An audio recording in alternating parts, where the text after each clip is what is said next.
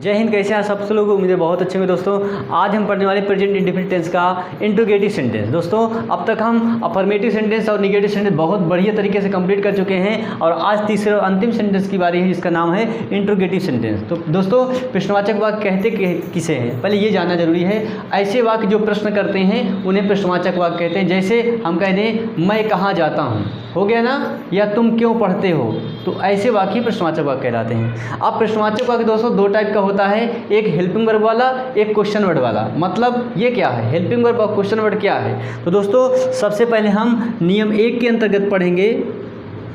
नियम 1 में हम पढ़ेंगे ऐसे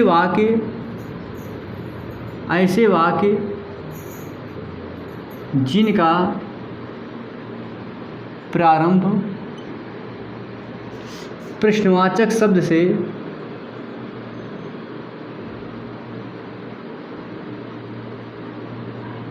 ना हुआ हो।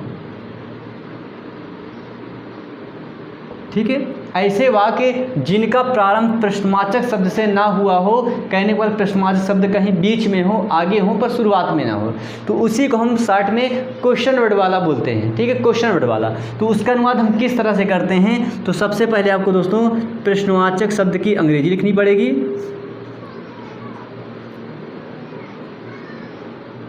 फिर आपको डू या डज लिखना पड़ेगा, फिर आपको कर्ता लिखना पड़ेगा, फिर आपको मुख्य क्रिया की फर्स्ट फॉर्म,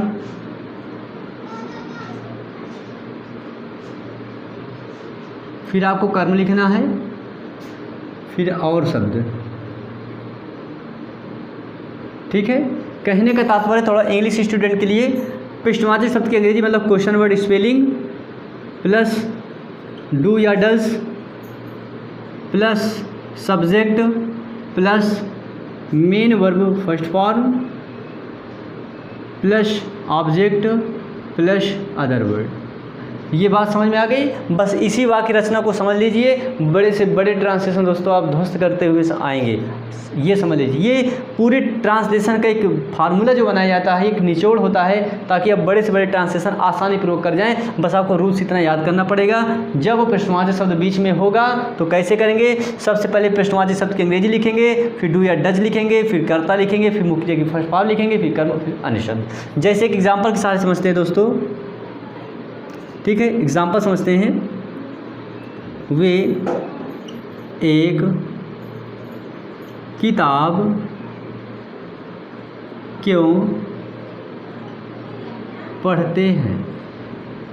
क्वेश्चन मार्क। और प्रश्नवाचक शब्द की सबसे बड़ी पहचान है कि जब प्रश्नवाचक शब्द होगा तो ये क्वेश्चन मार्क जरूर अंत में लगा होगा। ठीक है, तो क्वेश्चन क्या है? वे एक किताब क्यों पढ़ते हैं? तो ये इंटरोगेटिव सेंटेंस है कि नहीं है? सॉलिड सी बात है, क्वेश्चन मार्क लगा हुआ है, प्रश्नवाचक वाक्य ही है। और ये पता करना प्रेजेंट इंडेफिनिट टेंस का ही वाक्य है कि नहीं है? ते हैं, बता रहा है कि हम प्रेजेंट इंडेफिनिट टेंस से हैं और हम प्रेजेंट इंडेफिनिट टेंस के इंटरोगेटिव सेंटेंस है। यानी प्रश्नवाचक वाक्य तो हैं पर किसके हैं? प्रेजेंट इंडेफिनिट टेंस के। कैसे करेंगे? इस नियम से। ऐसे वाक्य जिनका प्रारंभ प्रश्नवाचक शब्द से ना हुआ हो, कहाँ हुआ? बीच में है, चलेगा। कैसे करेंगे? प्रश्नवाचक शब्द की अंग्रेजी। तो प्रश्नवाचक शब्द कौन है इसमें? क्यों, क्यों, कब, क्या, क्यों, कहाँ, कैसे, कितना, कितने, यही शब्द आपके प्रश्नवाचक शब्द कहलाते हैं। तो क्यों की अंग्रेजी होती है दोस्तों वाई। अब कर्तानुसार डू लगाएं कि डज लगाएं? भाई दोनों तो लगाए नहीं जाते हैं, डू लगाएंगे या डज लगाएंगे। और हमने बता रखा है यदि वाक्य का कर्ता आई, वी, यू, दे या बहुवचन हो, यदि वाक्य का कर्ता आई, वी, दे या बहुवचन हो तो उस कंडीशन में डू लगाया जाएगा। और दोस्तों आपको कर्ता दिख रहा है वे मतलब दे है इसीलिए डू लगा। Why do they. ठीक है, क्वेश्चन प्रश्नवाचक शब्द की अंग्रेजी लिख लिया, सहायक क्रिया डू भी लगा ली, कर्ता भी लिख दिया। देख लीजिए प्रश्नवाचक question word spelling complete, do या डज कंप्लीट, सब्जेक्ट कंप्लीट। अब लिखना मुख्य क्रिया की फर्स्ट फॉर्म। तो क्रिया क्या है दोस्तों? पढ़ना। पढ़ते का मतलब पढ़ना, रीड। ठीक है, वे कंप्लीट, क्यों कंप्लीट? पढ़ना कंप्लीट। बचा क्या? एक किताब, a book. Why do they read a book? Question mark. Question mark लगाना ना भूलिएगा दोस्तों, नहीं आपके नंबर कटने ही कटने हैं। हमेशा याद रखिए जब भी क्वेश्चन वर्ड वाला आप कर रहे हों ट्रांसलेशन तो क्वेश्चन मार्क लगाना नहीं भूलना। दूसरा एग्जांपल दोस्तों देखते हैं क्या है। मैं मैदान में कब दौड़ता हूँ।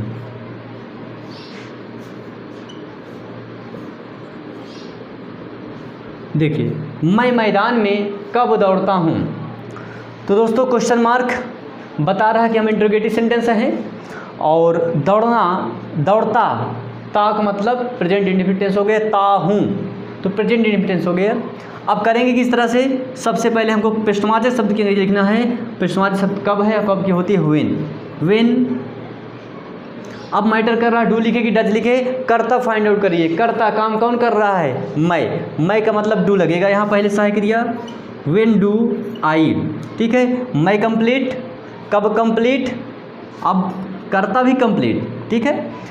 देखिए प्रश्नवाचक शब्द की अंग्रेजी लिख गई, सहायक क्रिया डू लगा दिया, कर्ता लिख गए आई। अब बच कौन रहा है, मुख्य क्रिया दौड़ना, रन।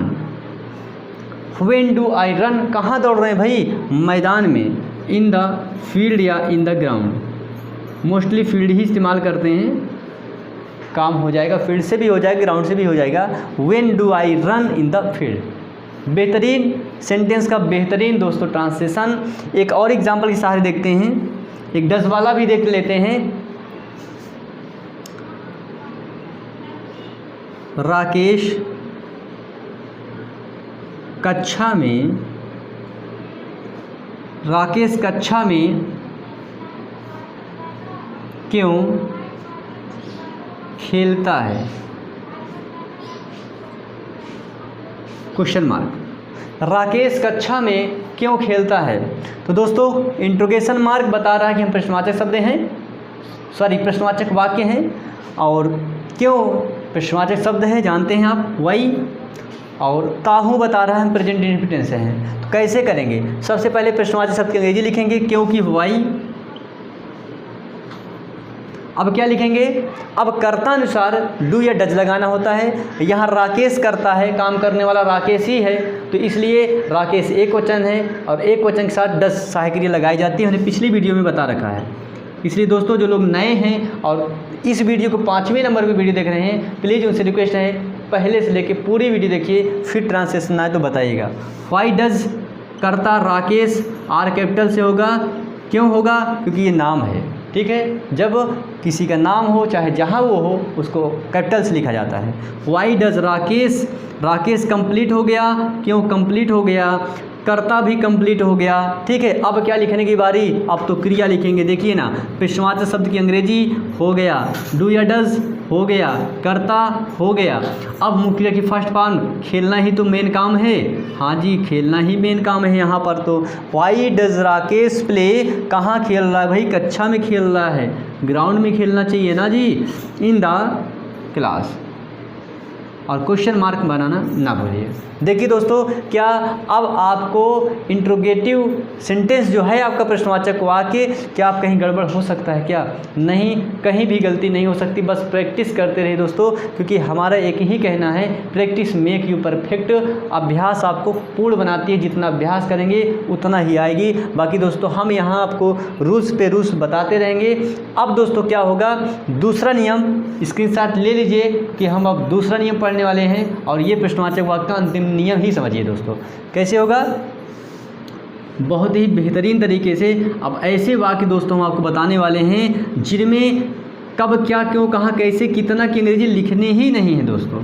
हाँ, क्या ऐसे सेंटेंस होते हैं, हाँ ज़रूर होते हैं। उन्हीं सेंटेंसों को हम हेल्पिंग वर्ब वाला सेंटेंस कहते हैं। तो नियम दूसरा क्या पढ़ेंगे दोस्तों, ऐसे वाक्य जिनका प्रारंभ प्रश्नवाचक शब्द से हुआ हो, ठीक है, ऐसे वाक्य जिनका प्रारंभ प्रश्नवाचक शब्द से हुआ हो, तो क्या करते हैं दोस्तों, वहाँ आपको प्रश्नवाचक शब्द की अंग्रेजी नहीं लिखना है, डू या डज से शुरुआत होगी मेरे दोस्तों। किससे शुरुआत होगी, डू या डज से। क्या ऐसे भी सेंटेंस होते हैं क्या, हाँ जी ज़रूर होते हैं। यदि वाक्य का प्रारंभ प्रश्नवाचक शब्द से हुआ हो तो कब, क्या, क्यों, कहाँ, कैसे, कितने की अंग्रेजी लिखनी ही नहीं है, सहायक क्रिया से चालू कर देंगे, इसीलिए इसको बोलते हैं हेल्पिंग वर्ब वाला। जैसे क्या वह एक कविता पढ़ता है, ये देखिए, क्या वह एक कविता पढ़ता है? दोस्तों प्रश्न इंट्रोगेशन मार्क लगा हुआ है इसलिए प्रश्नवाचक वाक्य है। किस टेंस का है? ता है बता रहा है, प्रेजेंट इंडेफिनिट टेंस का है। ठीक है, करेंगे किस तरह से? तो ये तो हेल्पिंग वर्ब वाला हो गया, क्योंकि ये देखिए शुरुआत में आ गया। क्या शुरुआत में आ गया? इसलिए ऐसे वाक्य को ही हम हेल्पिंग वर्ब वाला अपने तरीके से कहते हैं। तो कैसे करेंगे? वह करता हो गया तो सहायक क्रिया डू तो लगेगी नहीं, डज लगेगी। और क्या की अंग्रेजी लिखना ही नहीं है। कभी आप सोच लीजिए क्या की अंग्रेजी व्हाट होती है, लिख दे, नहीं लिखेंगे दोस्तों।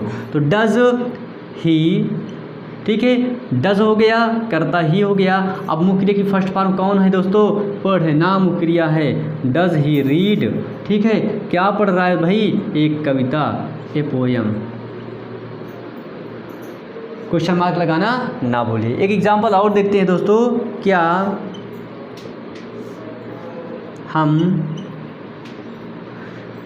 हम कमरे में टहलते हैं? Question mark. क्या हम कमरे में टहलते हैं? दोस्तों इंट्रोगेशन मार्क लग गया, हाँ जी लग गया, तो प्रश्नवाचक वाक्य का सबूत मिल गया। ते हैं, हाँ, प्रेजेंट इंडेफिनिट टेंस की बात पता चल गई। और देखिए हम करता है यानी वी, और वी की सहायक क्रिया क्या होती है? डू। तो डू की शुरुआत होगी, क्या की अंग्रेजी नहीं लिखेंगे। क्यों नहीं लिखेंगे? क्योंकि कब क्या क्यों कहा कैसे, जब शुरुआत में होगा, यानी ये तो प्रश्नवाचक शब्द वाला हो गया, हेल्पिंग वर्ब वाला, इसलिए हम डू से शुरुआत होगी। डू वी, करता भी कंप्लीट, सहायक क्रिया भी कंप्लीट। अब टहलना, ठीक है, डू वी वॉक माने होता है टहलना, WALK वॉक, ठीक है। डू वी वॉक कहाँ भाई? In the room. Question mark जरूर बनाइए दोस्तों, बहुत बढ़िया, बहुत अच्छे से समझ में आ रहा होगा। एक अगला एग्जाम्पल समझते हैं दोस्तों। क्या मैं एक पतंग उड़ाता हूँ? Question mark. क्या मैं एक पतंग उड़ाता हूँ? दोस्तों क्वेश्चन मार्क लग गया, इंट्रोगेटिव सेंटेंस बन गया। अब क्या है दोस्तों, इसमें क्या की अंग्रेजी लिखी जाएगी? नहीं लिखी जाएगी, क्योंकि शुरुआत में आ गया। तो किससे चालू करेंगे? सहायक क्रिया डू या डज। मैं की अंग्रेजी होती है आई, और आई की सहायक क्रिया डू। डू आई, क्या? उड़ाना, फ्लाई। डू आई फ्लाई, क्या उड़ा रहा है भाई? एक पतंग, एक काइट। क्वेश्चन मार्क लगाना ना भूलिए। Do I fly A kite. दोस्तों छोटे छोटे सेंटेंस बना बना के अपनी नोटबुक में बड़े ट्रांसलेट भी कर सकते हैं। अभी शुरुआत है दोस्तों, हम जैसे जैसे सेंटेंस पढ़ते चले जाएंगे वैसे वैसे सेंटेंस भी हम बड़े करते चले जाएंगे दोस्तों, क्योंकि अपना एक ही उद्देश्य है, हमारा एक ही उद्देश्य, एक ही टारगेट है, क्योंकि इस चैनल का नाम ही लगाया गया लक्ष्य। ठीक है, क्यों लगाया गया? क्योंकि हमारा लक्ष्य है आपको बेहतर से बेहतर पढ़ा सकें, और आपका टारगेट होना चाहिए कि हम अच्छे से अच्छा सीखेंगे दोस्तों। तो आपको स्वयं सीखने के लिए प्रैक्टिस करनी पड़ेगी। और दोस्तों वीडियो पसंद आई हो, चैनल पर नए हो तो प्लीज़ चैनल को सब्सक्राइब कर लीजिए, ताकि जितनी भी बेहतरीन से बेहतरीन क्लासेस ट्रांसलेशन की होंगी आपके पास तुरंत पहुँच जाएंगी दोस्तों। नोटिफिकेशन बेल ज़रूर दबा दीजिएगा, ठीक है, जिसे बेल आइकन के नाम से जानते हैं, ज़रूर दबाइए। आप तो सब कुछ जानने में माहिर हैं। चलिए हम मिलते हैं आपसे नेक्स्ट वीडियो में, तब तक के लिए जय हिंद।